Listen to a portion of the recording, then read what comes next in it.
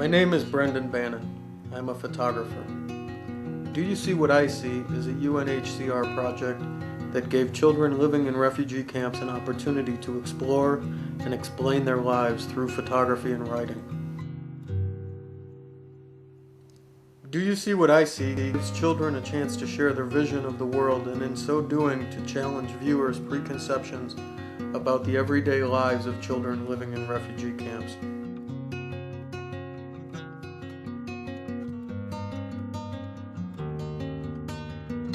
The photography assignments were designed to allow the kids to fully explore the range of human experience. Here we get a full picture of refugee life. People live in a small community in a small part of the world, but their experiences are not small. They're as expansive as the human experience is anywhere. They miss their parents when they don't see them. They love their siblings. They exercise, they cook and sleep and dream. They flirt and fall in love, and they'll form families of their own, either in the refugee camp or in their home country if peace can be found. Life continues.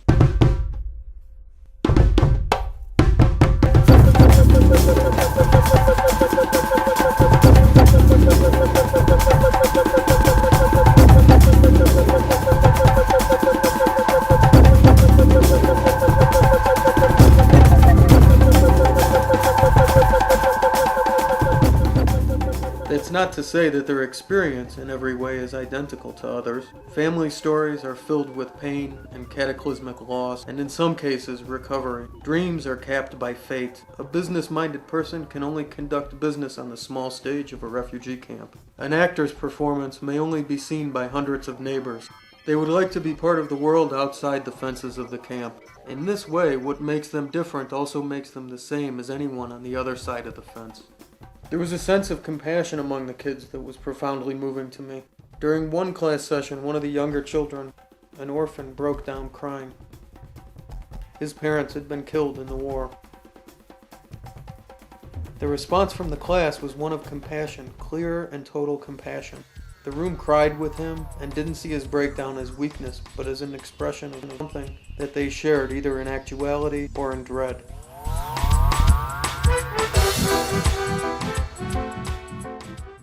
One of the children, Idalina, photographed a girl turned toward a cloud-filled horizon and used the image of isolation and loneliness to highlight the resilience and hope of humanity. She wrote, "There was a girl of 10 years, and she felt lonely in this world. She may be little, but for her, it is her right to fight for happiness in the world."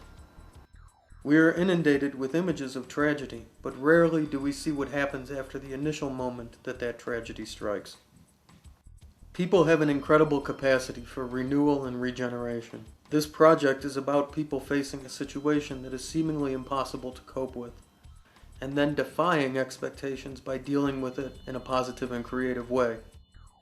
At the end of the course, the children gathered and said, "Thank you for not only teaching us photography, but also for giving us a chance to understand ourselves better. We were able to talk to our parents for the first time about our past. Finally, we understood why and how we came to be refugee children." For the first time, the children opened a dialogue with their parents about the past, and they understood each other better. These people have strong voices, and they are voices that we need to hear.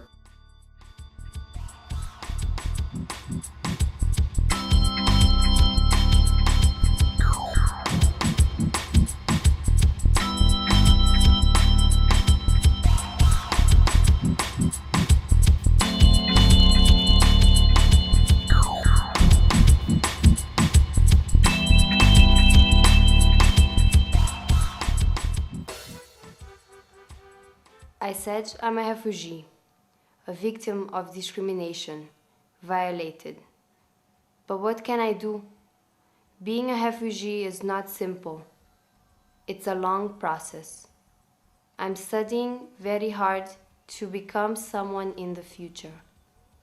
To rebuild my country, that's my objective.